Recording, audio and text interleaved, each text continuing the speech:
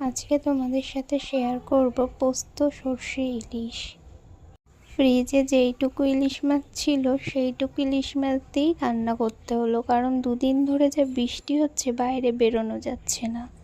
প্রথমে মাছে নুন হলুদ লাগিয়ে নিল, তারপরে আলুগুলোকে একটু ভাপিয়ে নিল, জলে সেদ্ধ করে নিল, তারপরে কড়াইতে তেল দিয়ে মাছগুলোকে ভেজে নিতে হবে। কিন্তু তেল যেন ভালো করে গরম হয়, ইলিশ মাছ নরম তো, না হলে ভেজে তুলতে গিয়ে কিন্তু মাছগুলো ভেঙে যাবে।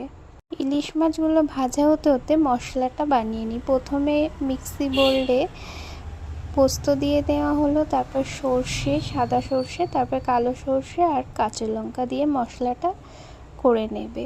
ততক্ষণ মাছটা ভাজা হয়েছে কিনা উল্টে নিল মা।